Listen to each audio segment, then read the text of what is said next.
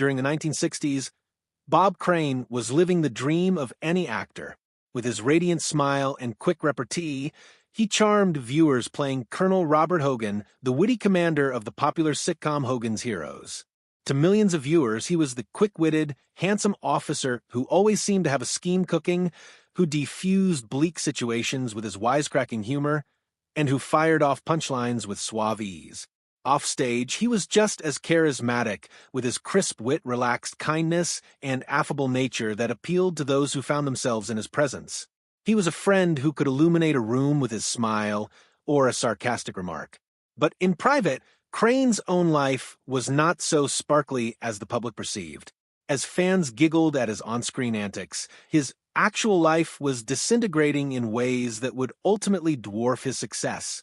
What had started as a shimmering career founded on charm and laughter would, over the course of time, be ravaged by scandal, deceit, and ultimately a violent and untimely death that remained more questions than answers and haunted Hollywood for decades.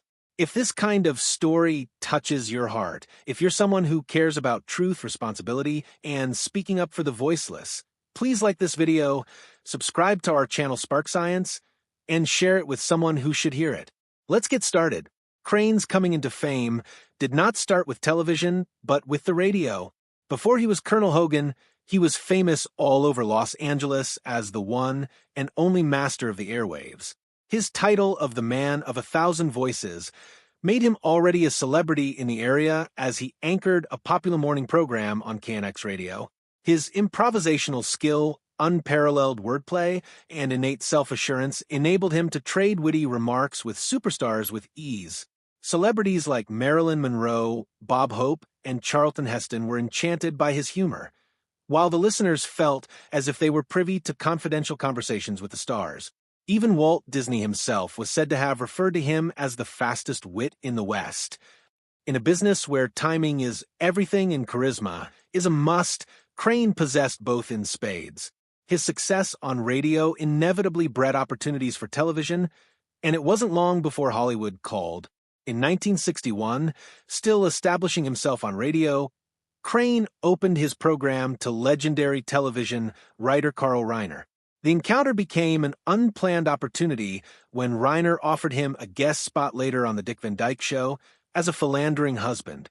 The minor role proved to be the turning point, leading the way to new doors and changing the direction of his career from radio broadcasts to TV screens throughout America. Crane soon found himself in a recurring role as a cheerful dentist on The Donna Reed Show, where his own sense of comedic timing and clean-cut charm captured audiences and producers alike. But it was 1965 when his life irrevocably changed. That year, Crane's agent showed him a script for a new show called Hogan's Heroes. Initially, Crane misinterpreted it as a war film. Actually, it was a World War II-set sitcom about a German POW camp, a concept that seemed strange, even off-color to many. But when Crane took over playing Colonel Hogan, the suave, wry, and ingenious leader of Allied POWs, always staying one step ahead of their hapless captors, viewers were instantly enthralled. Despite all predictions to the contrary, Hogan's Heroes was a huge hit.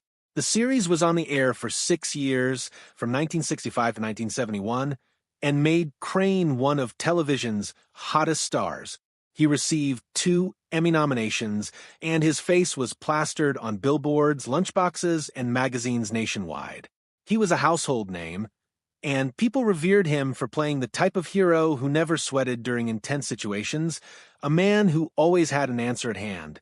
But beneath that flawless facade, things started cracking. Even at the pinnacle of his popularity, all around him realized that Crane's private life was getting tighter and tighter. His taste for adventure was increasing, and off-camera he was behaving in a way that suggested greater compulsions. But to everyone, at least for the time being, the world continued to witness only guffaws and charm. No one could notice the birth of a double life. By the mid-1960s, Crane's interest in photography was gradually becoming more personal, even disturbing. Initially, he was just playing around with cameras, taking portraits, and testing out new video gear. But over time, the pastime became an addiction. His meeting with John Henry Carpenter, a Sony video equipment salesman, was the tipping point. Carpenter, who was plugged into the Hollywood scene, not only delivered Crane the new gadgets, but was also his constant buddy. They traveled together, hit nightclubs and bars, and used Crane's fame to attract women into their lives. Carpenter would assist in setting up recording gear, and the next thing Crane knew, filming sexually explicit encounters became a staple of his personal life. This new lifestyle came at a price. Crane's attention turned away from his professional life, and co-workers observed his growing distraction. What had started out as a successful path in Hollywood started to falter. His first marriage with his high school sweetheart and Tertian, whom he had 3 children with, dissolved after more than 2 decades. The pressure of his hidden vices and the increasing fixation on taping drained heavily on the couple. He subsequently wed Patricia Olson, more famous among Hogan's Heroes fans as actress Sigrid Valdis, but the same problems continued. Even on professional sets, like when working on Disney's wholesome 1973 film Superdad, Crane's on-set behavior was a concern to executives. His reputation was starting to tarnish, and rumors about his personal life flowed quietly through Hollywood. By the late 1970s, Crane was no longer the TV star he once was. Although still a household name, the roles that had once come easily dried up. He turned more toward stage productions, working steadily in dinner theaters and regional plays. In public, he was intent upon remaking his life and career, but in private he told friends that he wanted to move on, leave Carpenter behind, and start fresh. Alas, he would never have the opportunity. In June of 1978, Crane was in Scottsdale, Arizona, acting in a stage comedy titled Beginner's Luck at the Windmill Dinner Theater. Only 2 weeks short of his 50th birthday, he seemed set to change. Friends remembered him talking of divorcing Patricia and breaking with Carpenter. He yearned for a new beginning. But on June 29th, disaster was to strike. Having failed to meet her for lunch, his co-star Victoria Barry had gone to visit him at his apartment. She entered to find Crane dead in bed, brutally beaten.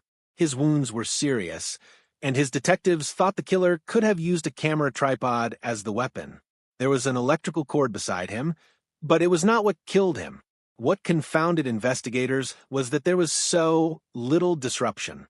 Nothing was taken, and there was no indication of forced entry.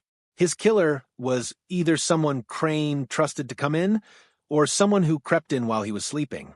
Suspicion fast accrued towards John Carpenter. He had arrived in Phoenix only a few days before, and was found with Crane the evening of his death. There were reports that they had even listened to some of their tapes together. Carpenter said he departed afterwards for his motel, but witnesses later disputed his schedule. To add to the suspicion, his rental car had smears of blood that were of Crane's type. But in 1978, DNA analysis had not yet been invented, and blood typing alone was not enough to establish guilt. Without an identifiable weapon and a muddled crime scene, prosecutors refused to bring charges. The case stalled, hanging in the margins of Hollywood's collective unconscious. For more than a decade, the question of who murdered Bob Crane went unanswered. Then, in 1990, detectives reopened the case, hoping that improvements in DNA technology would shed light. They found old photos of the interior of Carpenter's car that seemed to contain biological material. Although most of the initial evidence had been destroyed, prosecutors decided to go ahead with charges. John Carpenter was arrested in 1992 and, in 1994, tried for the murder of Crane. The courtroom intrigue held public fascination. Prosecutors depicted Carpenter as a scorned friend, upset about Crane's decision to sever their relationship. They laid out blood evidence, the word of Crane's son Scotty, and the past between the two men. The defense offered the mishandled evidence, the lost DNA samples, and the potential for alternative suspects. After weeks of hearing testimony, the jury acquitted Carpenter. He maintained his innocence until his death in 1998, and officially, the case returned to the cold files. Peace eluded Crane's family as well. His children spoke of the anguish of seeing their father's life condensed into tawdry front pages and evidentiary hearings. Rather than his decades of service as an innovating radio personality and Emmy Award-nominated thespian, The press fixated on the lurid details of his personal life. To them, he was less a pioneering performer and more of a fallen star. Even Hollywood stepped back. Though his 1978 funeral attracted about 200 mourners, including celebrities such as Patty Duke and Carol O'Connor, reruns of Hogan's Heroes dropped, and Crane's name was hardly celebrated. His children grappled with the legacy that was left behind, resisting productions such as the 2002 autofocus, which portrayed Crane in a lurid and sensationalized manner. Scotty, his son, even launched a website to come to his father's defense, claiming the media improperly manipulated the news. In subsequent years, there were new attempts at re-examining the evidence. In